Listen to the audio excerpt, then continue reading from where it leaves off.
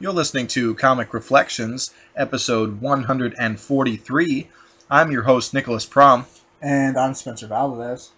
Yes, we're back from the holiday break of doom. Yeah, it was really long. Comic Reflections is brought to you by Rhymes with Geek, where you can check out our show, plus many other cool podcasts like the all-new Anti-Fanboy, Feed It Comics, and the Ultimate Facepalm at rhymeswithgeek.com. Comic Reflections is also available on Back Issue Heroes, the home of classic comics on the web. And if you enjoy our show, please subscribe to us on either iTunes or Stitcher. You can do all those things. Yes. Yeah. So, the comics we're going to talk about today all come from Showcase Presents Green Lantern Volume 1. Yep. So in case you didn't know, this is going to be about Silver Age Green Lantern. Yeah. And, so let's dig in. We're going to talk about Green Lantern number 6, and the story in this issue is called The World of Living Phantoms, written by John Broome, penciled by Gil Kane, and inked by Joe Giella. Yeah. So, what's going on? What's going on? With this story? Whoa, the story. I thought we were just going to talk. About girls. The story? Yeah. About girls. So, exciting news from this book. We get...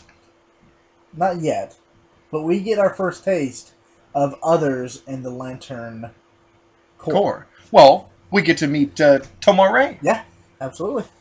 But first, we are taken to a planet in which the inhabitants have kind of put themselves into like a long sleep. Yeah, and so this is super cool, super pulp science fiction, and I like it a lot. They've done this so they can kind of continue to live for centuries. Yeah, by keeping their bodies in suspended animations, but their minds alive, living and their minds projecting images of themselves living their lives on the planet. Yeah. So if you came to this planet, you can interact with them. Yeah. As if nothing is weird. Yeah, it's neat. Yeah. So there's the problem, they want to be immortal, and so they put themselves into sleep. But one of them in the suspended animation turns evil. Yeah. And decides to like take over the world or something, or kill everybody. It's weird. Yeah. So this is all taking place not in our sector of the universe. What's Hal's sector again? 28-1 something. Yeah, gosh, we're like the worst nerds ever. We are. But I love how Tomar Re, who we're going to meet, he's in like Sector 9. You know, like whatever. That's not it, but... man. Anyway, he's in charge of monitoring this world, and there's trouble. But he's got another problem of these giant monsters attacking, so he can't solve both problems at once. So he calls on Hal Jordan to come help him. From Sector 2814. That's right. But I swear to God, Tomar Re's sector is like one number. So they've probably been around for a while. Yeah. Yeah. So yeah, Tomar Re has this problem with... Wait a second. Here's the thing, though. It does say that the Green Lantern in the nearest space sector. Right. So like, do the Guardians just like name these sectors like arbitrarily? Yeah. There's so many questions I've got here. So, yeah. So, Tomar Re has two problems. Yeah. He has the guy being evil in suspended animation. Yeah. But he also has on the planet Aku. Yeah. On his home planet, right? There's there's like these giant monsters attacking the city. Right. And so he needs help and calls upon Green Lantern from 2814. Yes. To aid him. So, Lantern's like, hey, yeah, let's do this. Let's go. And so he takes off, meets up with Tomar Re. Which is awesome. Yeah. The first time Hal meets another Green Lantern. Yeah. And so Tomar Re heads to his home planet. Green Lantern heads to the planet of the Phantoms. Yeah. Where we kind of get our title. Aku. Yeah. That's the planet. Yeah. And so he starts interacting with some of the people on the planet, and the first people he runs into are the guys who've decided, nah, we don't like this whole great setup that we have living infinitely, and and stuff. So they decide their motivation is weird, but it's insane because they turned evil. I guess so. Yeah. Whatever. And so they have these special weapons that cause Hal Jordan become extremely dense, and he can't pick himself up. Yeah, which is cool. Yeah. So if you have the book, this is chapter 2 in this. Oh yes, The World of Living Phantoms, chapter 2. Yeah. So he's kind of like planted to the floor and can't do anything, but then realizes, he has a conversation with another one of the Phantoms. He kind of invades his mind, right, and gives him some advice and tells him, "Hey, tells him what's up." Yeah. And so everyone's kind of panicked. We see that the rebels, as they're called, are going to set off an explosion and break into the secured facility where they're all sleeping. Mm-hmm. And Green Lantern, frustrated by the fact that he can't move because he's so dense, decides to use his power ring to create a phantom form of himself. Right. To go and fight the Phantoms, which is perfect. That makes perfect sense, really. In comic book world, yes, it makes perfect sense. Yes. And so he goes and meets up with the rebel faction. Yeah. And they have a little fight, and Green Lantern isn't affected by the weight weapons that they had. Yeah. Hey, here's something. Think of superheroes that can become intangible. Kitty Pryde, Phantom Girl, from the Legion. Yeah. If they went into the Phantom Zone, because they can become solid or intangible. Oh, and the Vision could too. Mm-hmm. If they were projected into the Phantom Zone, would they be able to become solid there too? I don't know. I want to say no, but maybe. You know what I mean? Yeah. Maybe if they went in while they were intangible, they would. Yeah, I don't know. See, I don't know how like the Phantom Zone works. You're just a phantom there. Yeah. Like I don't. It's an unanswerable question, really. Would it be useful to become tangible in the Phantom Zone? Well, everyone is intangible there, so yeah, it wouldn't matter, I guess. Yeah. Yeah, weird segue, but I just thought of that. Yeah, anyway. No problem. So yeah, Green Lantern isn't necessarily like affected by their like weapons of choice. And he's able to fight them down. Yeah. And I think he's able to turn their weapon against them. Yeah. And cause them to be weighted down. I think that's what eventually ends up happening. Right. Anyway, he saves the day. Yay! But he still has to go back to himself and save himself from being stuck on the floor of this planet. Right, which he does. Right, it takes like there are 20 Green Lantern Phantoms that he's created with his ring. So, but see, after he gets himself, extricated from that situation, he talks to the people who are on the Phantom. So, he's defeated the rebels. That's right, the evil Phantoms. And then some of the people of Aku decide, you know what, we're going to live regular lives. Yeah. So because they want to be in love and things like that. Yeah. I'm like, that's nice. Yeah. And so then he leaves and everything's happy on Aku. And then he rushes back to go help Tomar Re. Yeah. Who he hasn't really met. He just met through like an astral, like a mental projection or through the power battery. Yeah, through the power battery. That's how he contacted him. But and so they defeat the giant monsters, which look cool.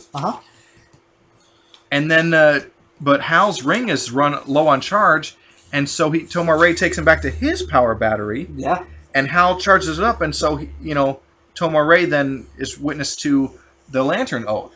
Yeah. And so that kind of becomes a thing. Yeah.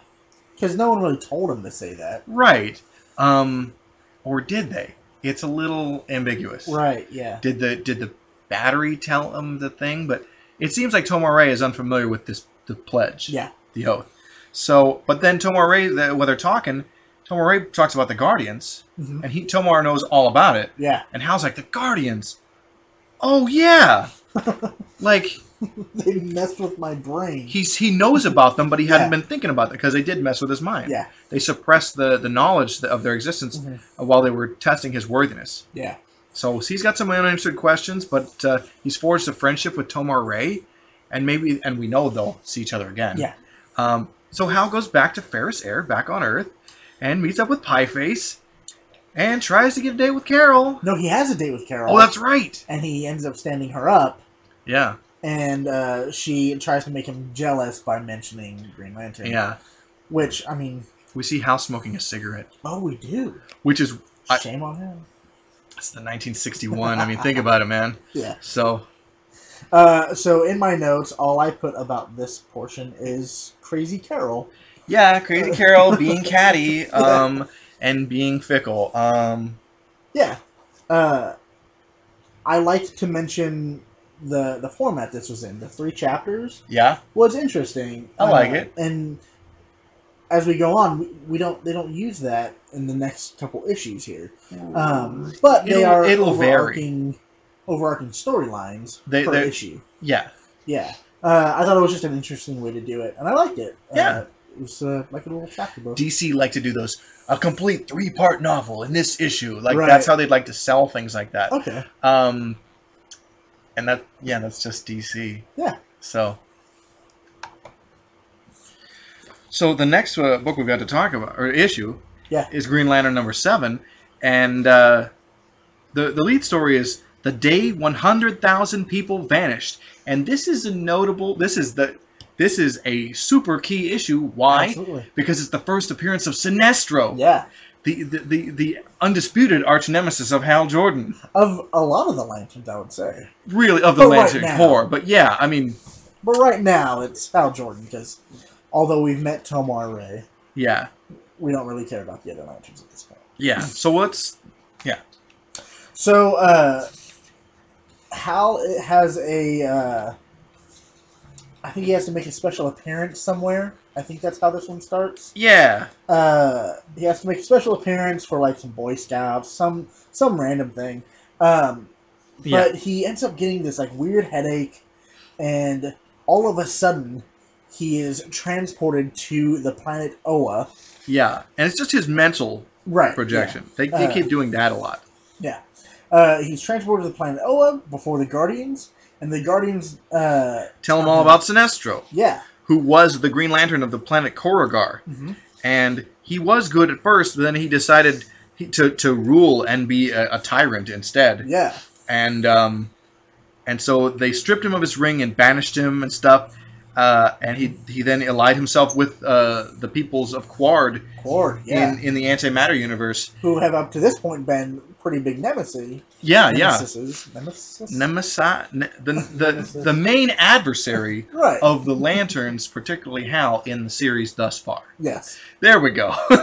So Sinestro is like their champion, basically, and telling them all this great... the Weaponers acquired all these great evil ideas he's got to destroy the Guardians and the Green Lantern of Earth.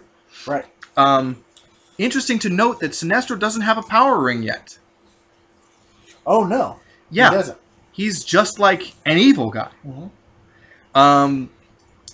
So, prior to Hal being transported this time to see the Guardians, every other time he's had his kind of memory of the incidents repressed. Yeah.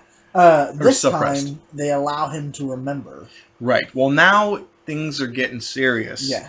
He's proven himself worthy, and now he's going to retain that memory because now they need him. They need him specifically to help them against Sinestro and the Weaponers acquired. Right. And he says it's a secret he can't even tell Pieface.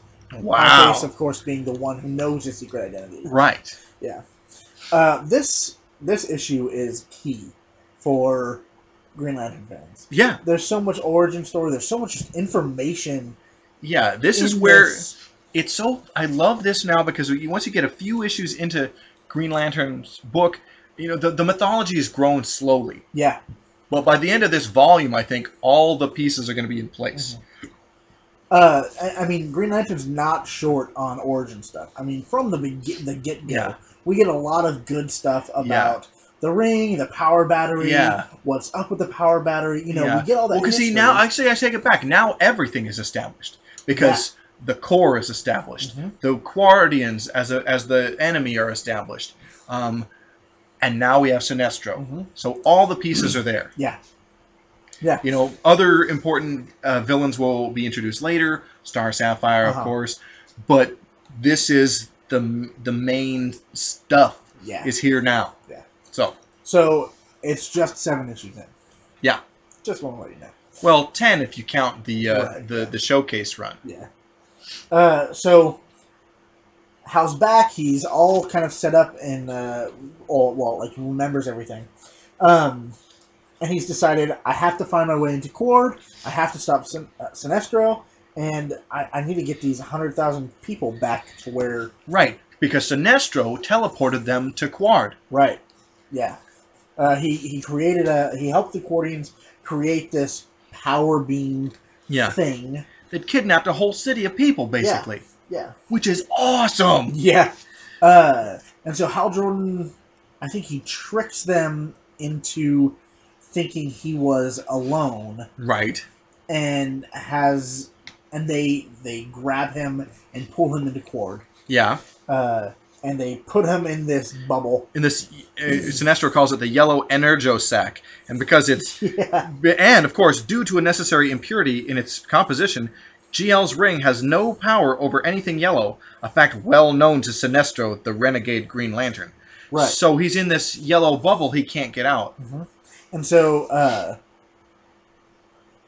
they put a clock in front of Green Lantern to prompt him with how many down minutes he has to escape. Right. Sinestro says when the clock strikes 6, your ring will be without power, and then we'll kill you. Yeah. And so the quick thinking mind of Green Lantern starts immediately kind of scanning the inside of the bubble, looking for any means of escape, and he finds this pinprick of a hole in which he decides to send atomic energy towards the clock to speed it up a little bit, because it's an atomic clock. Right. And he's going to speed up the clock, and he's going to trick Sinestro into thinking that he's powerless, and then Sinestro will lower the bubble and then try to kill him. Right. Good. Oh man, that's such a great plan, actually. Right. So it's a little weird. Yeah. It's a little bit of a weird plan. Wait, as if Sinestro has no concept of time? Well, I think you would notice if, hey, it's only been an hour and it's 5:30 already. Yeah. You know what I mean? He's too busy gloating, and maybe he doesn't really know, the Earth time so good. Right. You know, things are different on Korugar. Actually, it is established in a couple issues, maybe the next issue, that...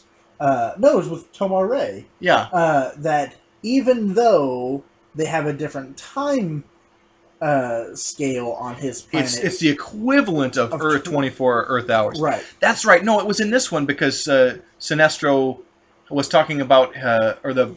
when Sinestro took over Korugar, the other people were saying, oh, he's got the power for, 23 Zephrons or something like that. Yeah. That's not actually it, but... Right, yeah. But something to that effect. Right. Green Lantern escapes. He pins Sinestro to the wall. 37 Diors. Diors, that's right. Yeah. So. He pins Sinestro to the wall. Yeah. And he goes back to the tried and true wave of green energy to knock out the Quardians. He creates water. Yeah. And sweeps them away like a flood. Yeah. Which is awesome. And so we have Green Lantern and Sinestro kind of talking to each other. Yeah. And Sinestro's gloating and laughing. Even though he's captured. Right. Green Lantern puts him into a bubble. Yeah. And says, that'll hold you. And then leaves. Yeah. He makes it very clear that nothing can get in or out of the bubble. Yeah. So he's just kind of leaving Sinestro there to suffocate and die. Yeah, maybe. But also, what's up with once you stop, I always thought that constructs, if you stop thinking about them, they disappear. Right, and so but this isn't established yet. And if further in the Silver Age, there's a Justice League, Justice Society team up where Alan Scott and Hal Jordan create a prison for Solomon Grundy made of Green Lantern energy, and then they just leave it. And I'm like, you would have to. So I guess you can make stuff that's permanent. Apparently, yeah. But even this is a little weird the way he. Maybe you can use the ring to make it out of something else, and it's just green because of whatever reason. Because of stuff. The power battery. Sure. Yeah. Because you could use the energy to shape something, right? Yeah. So maybe that's what it is. Maybe. Yeah. So. But you're right. It's the way Hal uses the ring in this. Yeah. Is quite a bit different than the way he uses it in modern. Yeah. Green Lantern stories. But I think things develop and things get tweaked over time. Yeah. And we're used to reading like Jeff Johns' Green Lanterns, and then going back and like we're going to read this whole Silver Age run and into the Bronze Age. We're going to see the development over time. Right. And I think we'll be like, oh, like things will click into place. Yeah. So yay. Yeah, and we might not need an editor's note telling us that there's an impurity in the power batteries that limits his ability against the yellow. Yeah. I mean, we don't need it, but I just love saying it because it's fun. Whenever I notice it, I just want to recite it. So yeah, then Hal goes back and recharges his ring and then performs for some orphan kids or Boy Scouts or something. Yeah, something like that. Yeah. And the boys' settlement house in Valdale. So they're like orphans. Yeah. That's good of him. Oh, okay.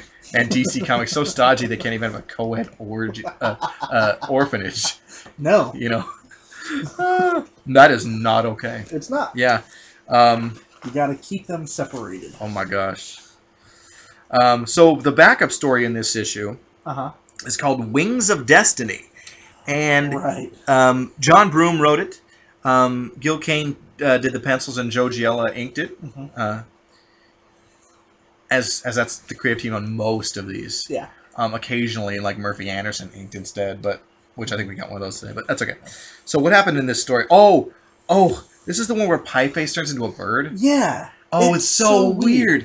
It is just an odd story. Like, I think they wanted to make Pie Face into, I felt really awkward saying that right now. I don't know why. It just felt really offensive. Why?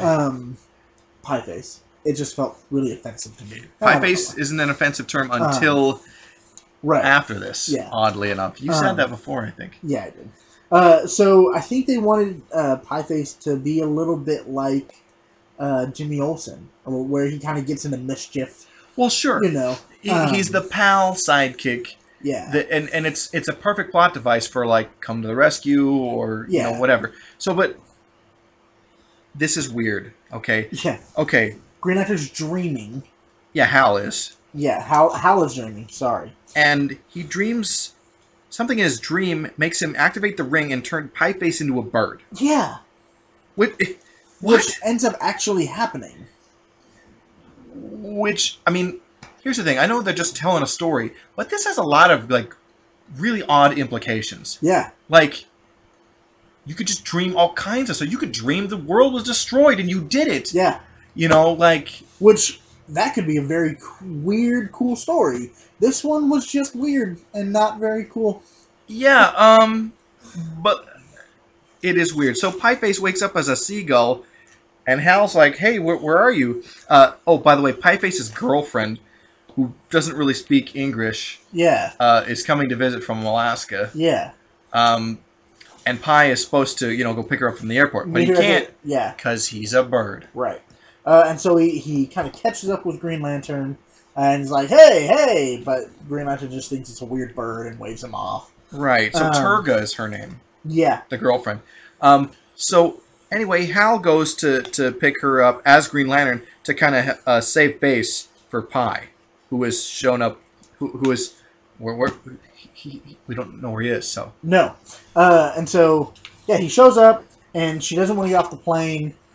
because only Pieface is going to get her off the plane. Right. She wants Thomas. Yeah. Thomas Kamaku. Yeah. Kolmaku. But at that very instant, the plane is being hijacked by hijackers. Yeah. And they don't even look Middle Eastern. Well, this is like right. Oh wait, when was DB Cooper? Was that the 70s? Yeah. Yeah. Oh man, this is before DB Cooper. Yeah. Okay. All right. Yeah, it's the 60s, back when honkies hijacked planes. Yeah.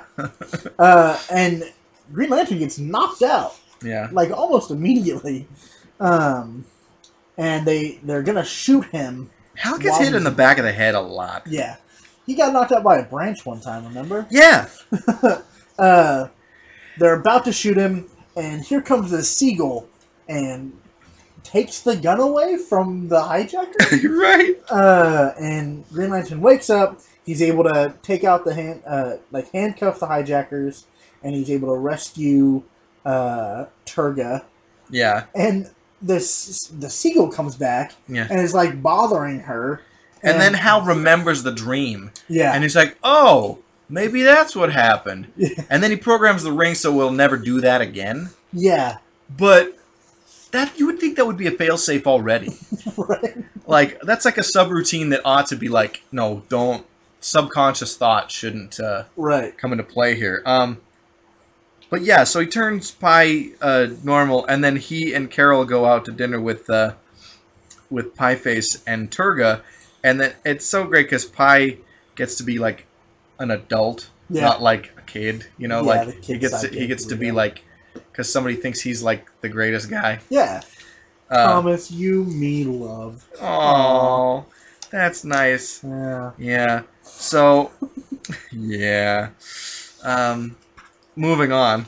Please. Definitely moving on. To Green Lantern number 8, and.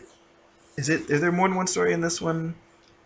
No, that's right. This issue, the story is The Challenge from 5700 AD. Uh-oh. Written by John Broome, penciled by Gil Kane, and inked by Joe Giella. Mm-hmm.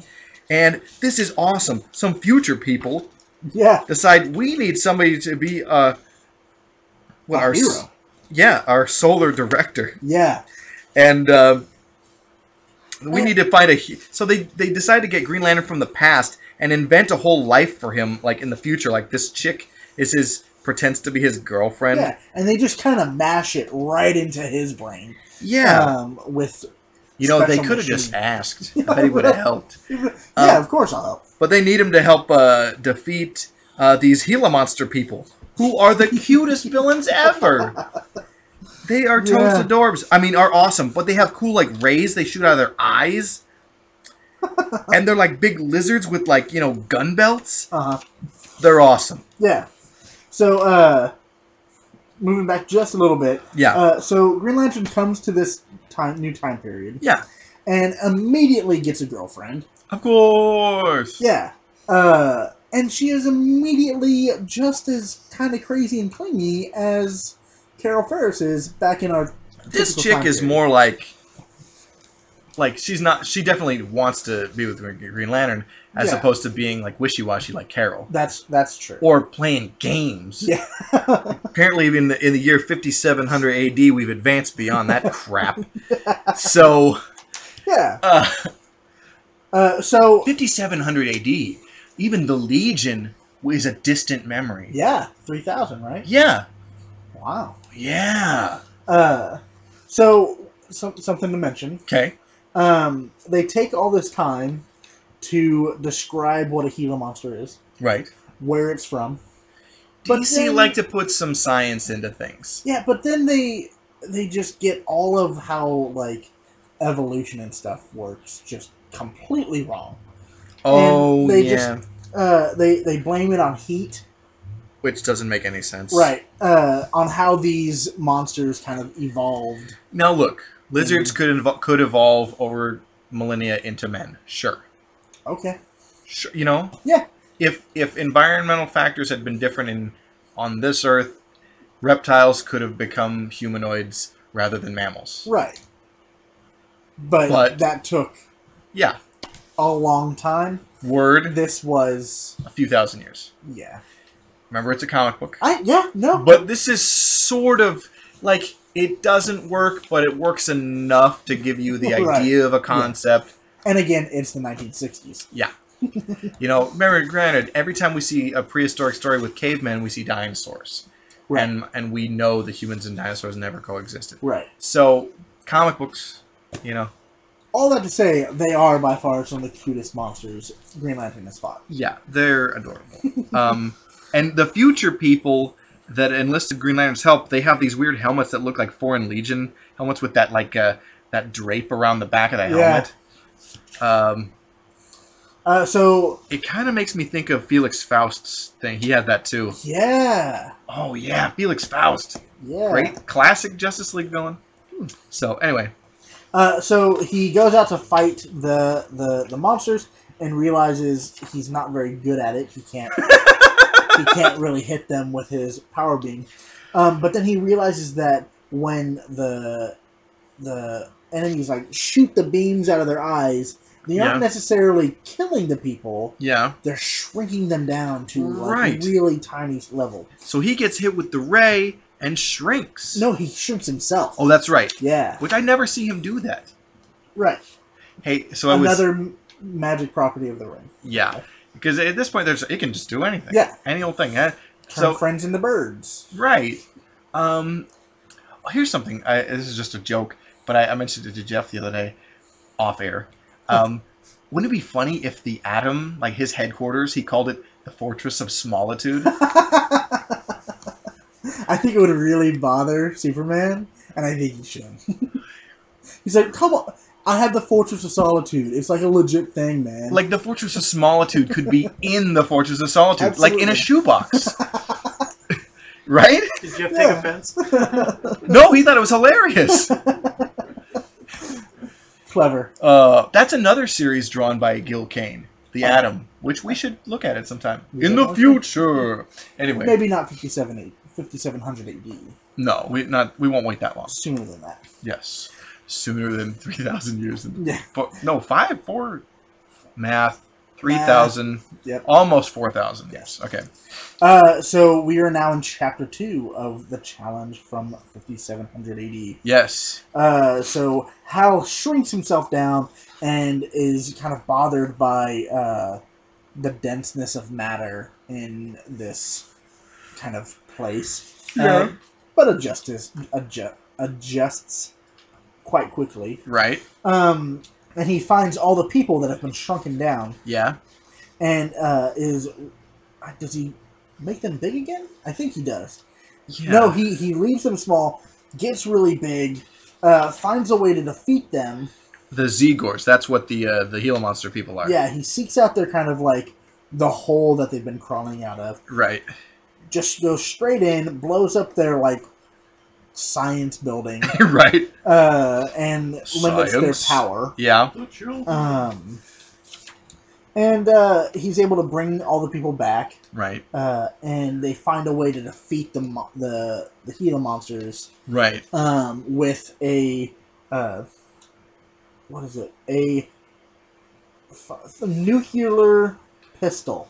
Right. And it has to be like 3 people firing a nuclear pistol. Yeah. All at once. So, So he's defeated them because they do it all at once, and they got him. They got him. So they have to send Green Lantern back, and they got him. They brought him from the past within the 24 hours because he had to solve the problem within 24 hours. Now he was already on his way to fight some sea monster. Right. Yeah. And so they just snatched him in time and returned him to that exact moment in time. Well, he goes back and he fights that monster, but then beats it because hey, that's he what does he it does. within an hour. Right. But he realized, hey, I just charged up my ring, but it's like I'm almost out of juice. Right, yeah. So he gets back in time to recharge it just in time, but he lost that memory. They took away that memory of him doing it. Yeah. So man, people mess with Hal's mind all the time. I No would wonder like to he see- became parallax. Right, No. yeah. I was going to say, there's got to be some long-term effects of them smashing in new identities. And One would think. them ripping memories out of his head, him sleeping and, like, going to kill the world. Yeah. Yeah. So one thing I'd noticed while he was fighting this monster, and we discussed this a little bit prior to the show. The giant monster? Yeah, is the fact that it's covered in infra-yellow. Oh, right. Light. Yeah. So infra-yellow isn't a thing. Yeah. Neither are power batteries and magic rings. That's true. But yeah. But yeah. But they made a whole editor's note, like a pseudo-sciencey thing that's not real science. Right. But like they did the thing with the Gila monster where they explained what a Gila monster is. Right. Here's the thing. And so like it's like they're picking and choosing what science they want to use. Here's the thing. Julie Schwartz, the editor of this and a number of titles at DC for many years, loved science. He was a science fiction literary agent back in the days of the pulps. Okay. And when things came into comics, okay, he's a comic book editor. But if you're pitching a story to Julie, if you can include a bit of science, even if it does not like compute with reality, Julie's into it. Cool. So that's the way to kind of win Julie over on a story pitch. Yeah. So infra-yellow, not a thing, but it sounds like a thing. But John Broome knew what he was doing because he got the story sold, and it was a good story. Right. So win. Yeah. Yeah. You want to talk about the next issue we've got? We do want to talk about the next issue. You do. Because it's an important issue. Yes, it is. It's Green Lantern number 9. And this marks the return of Sinestro. Apparently got out of that bubble. Yeah. Somebody burst his bubble. And so in my notes, I mentioned him suffocating things. I hadn't read this issue yet. Oh. And it definitely explains how he got out. Okay. Yeah. There's more Green Lantern Corps members, like a bunch too. Yeah. Also, but let's let me go. This is the Battle of the Power Rings. Is the lead story here, and it was written by John Broome, penciled by Gil Kane, and inked by Murphy Anderson. It was great. Yay! So they have a kind of it looks like a scroll, but it's what's gone before, and it gives a short explanation of Sinestro and like the Guardians and the power batteries and all that information in just this paragraph. Yeah, a couple paragraphs, you know exactly what's up with Sinestro and why he's the bad guy of the piece. Yeah. So we start out this story with Hal struggling with his power ring, like doesn't have enough juice. Yeah. But he's charged it and he should be fine. Right. And he kind of almost crash lands and stumbles into a train car robbery. Right. And has enough juice to protect himself and to defeat the train robbers. Yeah. I like how he uses like a giant fist to just bonk them all on the head. Yeah. So he says, I gotta get back to Ferris Air because I need to recharge my ring. This is ridiculous. Yeah. So he goes to charge it, and out of nowhere comes Sinestro. Right. And he can't. He's charged it, or he's stuck to the power battery. He can't get it out of there. Did he do? Yeah, he did the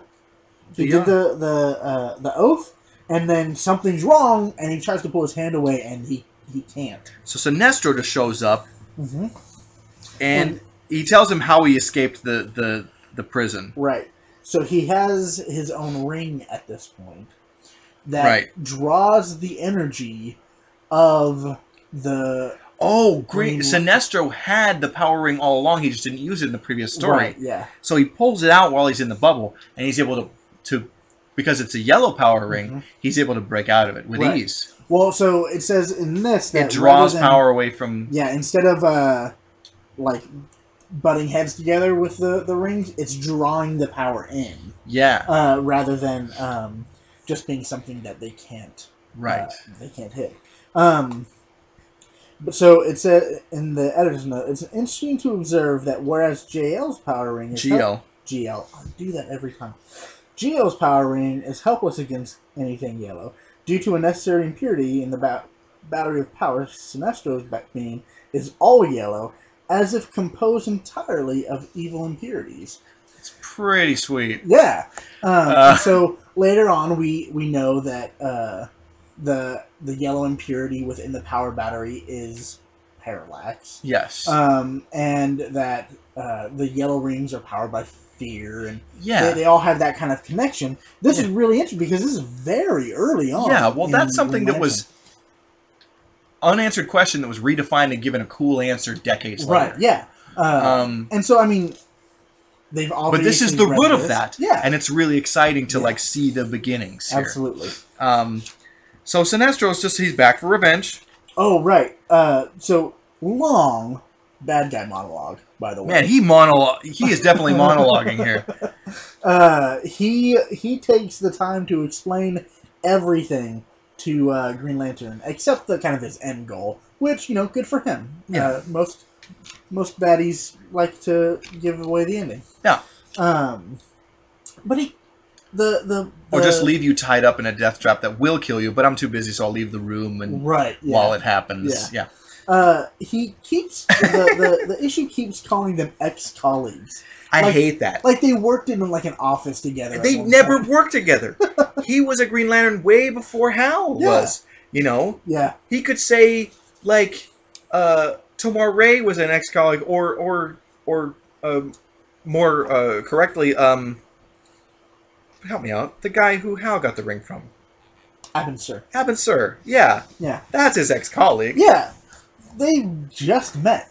And so, like, what's the point in being so, like, hateful towards Hal Jordan, Green Lantern? He did nothing to you, although he represents the core, which he hates. Yeah. But you think that Sinestro would be that way with just any old Green Lantern? Yeah. And this is just the one he meets? Yeah. Since he's turned from... Since he's been allied with the Guardians? Yeah. So, anyway. So, Hal pulls his hand away without the ring. He kind of leaves it on the power battery, and he tries to, like... will himself into, like, standing against Sinestro. But then he's kind of, like, pulled to the ground, and he can't do anything. Sinestro puts him in a cage of yellow energy. Yeah. And then uses his power ring to make himself look like Hal. Yeah. And then he goes to Oa, or not Oa, but a meeting place of the other Green Lanterns. Yiquem? Yeah, we can just say that. Okay. Yiquem. We can say Yiquem. But yeah, there's all... is that Tomar Re? Yeah. Right there. Tomar Re and a bunch of other dudes. We don't see Kilowog yet. Nope, I wonder... I don't know exactly when Kilowog is introduced, but... Yeah. But many other lanterns. We are introduced to 5 specifically. Yes, although they're not named, but the planets they're from are named. Right. Green Lantern of Zads, Green Lantern of Barrio 3, Green Lantern of Rojira, Green Lantern of T411, T41A, and Green Lantern of Eros. Yeah. And they're all like... The Green Lantern of Rojira, I think it's funny because his nose is up on his forehead. Yeah. One's a fish, like an actual fish.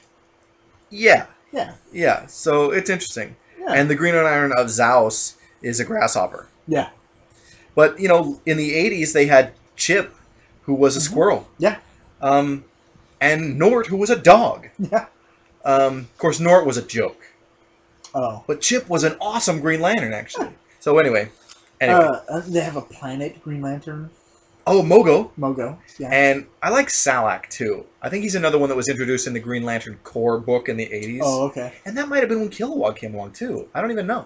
I mean, that would make sense if they're doing a book strictly about the Corps. Yeah. Yeah. We'll find out later. We will. So. And so Sinestro shows up, and he kind of, you know, chit-chats with some of the other... dudes. Other Corps members. Yeah, and of course he's disguised as Hal. Yeah. And they've never met him except for Tomar Re. Right. And out of nowhere, Hal Jordan, quote unquote, creates a monster kind of out of his power. Right. And all the Lanterns turn and start fighting it because... But it's made of yellow energy, so it doesn't do anything. Yeah. So he's trying... So Sinestro, disguised as Hal, is infiltrating and destroying the Corps. So he thinks. Yeah. And he takes off and he leaves the planet in a cloud of yellow dust. Right. So back on Earth, where Hal is imprisoned, he's like, Sinestro said, Green Lantern, you'll never be able to get out of this. Right. But so Hal decides to take off his costume and then he slips right out as Hal. Yep. Which is dumb. Yep. Super dumb. I wrote a note about it. Did you? Let's read your note. I think I said, yeah, seriously? He just had to take off his outfit? Really? I laughed for like 5 minutes. Yeah. Man, I laugh so hard when I read like Silver Age Superman stuff. Like Yeah. I love it, but it's so nuts. Yeah, like, I mean, they kind of explain it like there's like a mental block for him, so he can't get the willpower going. And so, what if I'm not Green Lantern at this point? What if I'm just Hal Jordan? And somehow that... Yeah. Yeah. So he's able to get the ring off the power battery and then go into space to find Sinestro to fight him. Yeah, he takes off, and they say it's a breakneck speed. So yeah, he's really fired up about. Yeah. So I think he uses the ring to be able to track Sinestro, like the energy signature of his ring. Although he doesn't use that terminology, but that's what he does. Right. And so he found him, and then they start fighting. Yeah. And it's sweet. Yeah. Except their duel doesn't last very long because then Hal, it's just power and against power, but pushing against each other. But then Hal finds a way to destroy Sinestro's ring. Yeah, he because Sinestro's ring draws in the power of the green energy. Yeah. He says, "All right, you want energy," and he really he overloads breaks Sinestro's ring.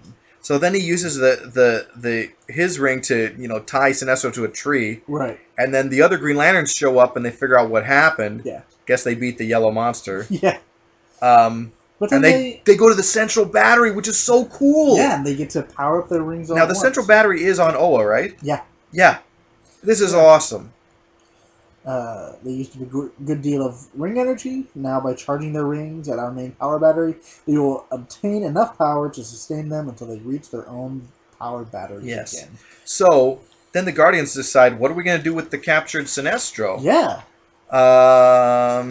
Because obviously, what did they do? They put him into his cool sunglasses case and shoot him off into space. Yeah, but I think that it's supposed to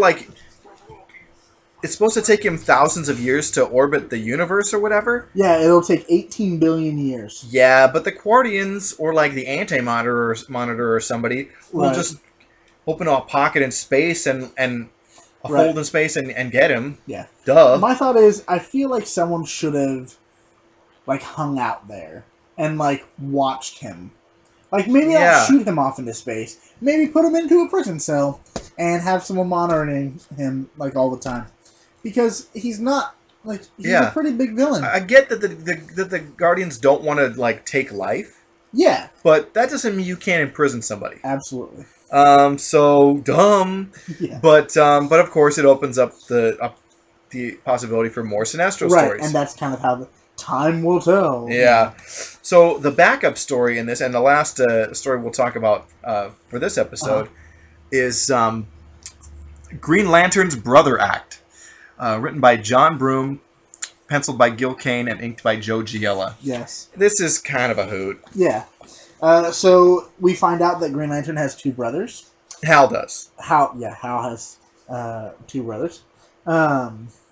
His older brother Jack, who is a politician running for, he's a lawyer running for the district attorney's office. Right. In the what is it, Coast City, right? Yeah. And then he has a younger brother named Jim, who is kind of a slacker. Yeah. But everybody likes him. Yeah, he's a good kid. Yeah. He's a good lad. And then Hal is the middle brother. Yeah. And so both of them, both Hal and Jim, are working on the campaign to put Jack in the office. But there's a, I think they call it the Outfit, is the kind of bad guy, crime organization. In who kind of runs the political show. Yeah. But Jack's not backing down. And so, he's a good guy.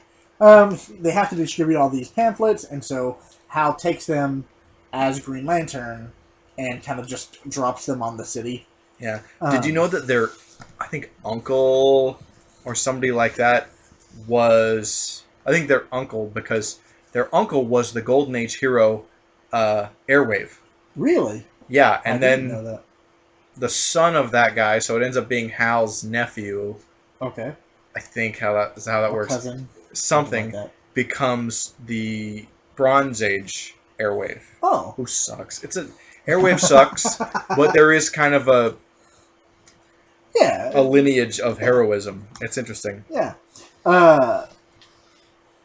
So Hal has to distribute the pamphlets and stuff because Jim, the younger brother, has a hot date with a reporter.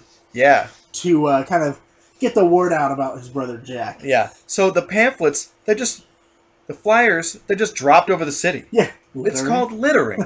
But this is the thing, during like the World Wars and stuff, planes would just drop propaganda leaflets over cities. Yeah. Like, that's a weird method of distribution, we think in our modern terms. Yeah. But I guess it worked. Yeah. In days of yore. Yeah. And you see a guy just dropping a bunch of paper. You're going to want to see what that on that paper. Yeah, sure. Is it worth dropping it from that high up? Maybe. I don't know. But if you drop it over a major city, it's going to get around. Yeah. People are going to see it. Yeah. So, I get it. So, what is her name? The reporter girl? The reporter's name is Sue. I'm not sure we have a last name. It doesn't really matter. I think she's just a one-off. So, Sue's a reporter, and she's trying to get... she thinks she knows who Green Lantern's secret identity is. Right. Her editor thinks it might be Jack. She thinks it's one of the Jordan brothers. Yeah. Editor thinks it's got to be Jack Jordan, mm-hmm. who is running for DA. Yeah. She doesn't think Hal for some reason. Right. But the test pilot? Nah. No, but it's the younger brher. Huh? Jim. He has something to prove. You know. Right. Right. So she begins starting to act. Her editor looks a bit like Julie Schwartz. A bit. So Jim heads up to the hotel. Yeah. And has a talk with Sue about his brother Jack and how great he is and how his brothers are his idols, and she kind of just turns the conversation around on him. Yeah. They're like, look, I know you're Green Lantern. Yeah. I'm gonna prove it. He's like what? What? No. And so in this is kind of exciting. Yeah. So in the conversation, she's thinking. I could be like Lois Lane. Yeah, with Superman. Yeah. It's risky, but it's a surefire way to get the proof I need. So she runs and jumps off the hotel balcony. Right, thinking Green Lantern's gonna save her. Yeah, he does. Right, but it's Hal flying by. Yeah, I'm like, wow, you're definitely convinced. Mm-hmm. Throw yourself off a building. Right. Luckily, Hal Jordan, Green Lantern, is flying above the building at that moment. Right. You know, and he's able to swoop in and give her a will-powered parachute. But that's crazy. Yeah. That's completely insane. So. Yeah. But exciting because it's the first mention of a superhero universe in Green Lantern. Well, right. It's the first mention we've seen of any other characters outside of this series. Right. That's what we're talking about. Yeah. Of that interconnected DC universe. Now, pre-show, you and I were talking, I was saying, Silver Age DC is it's connected, but things kind of exist in their own kind of corners and pockets. You know, the Superman titles are really kind of over by themselves. Uh-huh. So this is important. This is cool. This little tie there. Just establishing, hey, there's connectivity here. Yeah. So. And so Sue gets dropped off at the hotel. She runs up and she immediately starts accusing Jim of being Green Lantern, and she gets kind of angry that he won't just admit it to her. Right. And so she's like, well, I'm going to stake out Jack's apartment because that's where Jim's staying. Right. And I will definitely be able to see Jim as Green Lantern. Yeah. But in doing so, she sees Jack getting kidnapped by the outfit. Right. And she rushes in to tell Jim, you gotta change into Green Lantern. No time to waste. You gotta save your brother. And he's like, look, lady, I'm not insane. Green Lantern. Yeah. And you're insane. And so he kind of kicks her out. Yeah. But, I mean, with no worry about his brother. Yeah. And right. And Hal is in the other room, and he can hear her shrieking. Right. I think it says, in an adjoining room where Sue's voice is easily carries, meaning she's whining, go do something about it. He jumps into his costume. Oh, no, he pulls his regular day clothes off Right. And he's in his Green Lantern getup, and he takes off as she's walking out the door. Yeah. And she's even more convinced that Jim is Green Lantern. Right. I wanted to mention that some of the dialogue in this issue it's pretty great. It really dates the issue. Yeah? Yeah, so you're a regular Groucho, the question asker, ain't you? You better shut up. Groucho Marx from the show What's My Line? Right, yeah. Wait, was that it? You Bet Your Life. You bet your life. I'm not sure. Maybe he hosted both of those. Oh. I don't know. But, I mean, and so this guy's like, you gotta remember Starface and Public Enemy, Rat-Tat-Tat, you know? Like, oh my gosh, yeah. And so he's referencing all these, like, old like, movies. gangster stuff. Yeah. And he's, like, trying to play up the, like, movie gangster persona. You're right. And so, we're not gonna do him here, we're gonna do him right. And then he, like, starts, like, telling his partner, like, no, I'm gonna shoot him when he turns around. You know, like, it's super, like, this guy's ridiculous. Yeah. But right at... I did think that was really corny. Yeah, it was a little bit. It's a little too self-aware. Mm-hmm. You know? Yeah. So... we'll get back to that, though. There's something that happens I want to talk about. Okay. And I like how, like, intense you are about this. Jack hears their conversation. He's like, screw that. And he kind of jumps down a hill into some bushes. Yeah. And they're like, oh, crap. And so they're about to shoot him. And right as they're about to, Green Lantern flies in and he uses a magnet to kind of, like, pull the bullets away. Yeah. I like that. And so he saves his brother, puts the guys in the cage, and he talks with his brother. Yeah. I have an issue with this a little bit. Okay. If you have a brother... Yeah. Which I don't, but... You have a brother-in-law. Sure, I do. You have a brother-in-law. If he just put on the mask, don't you think you would be able to recognize Matt? Yeah. You know what I'm saying? Like, yeah, you know my brother-in-law, so yeah.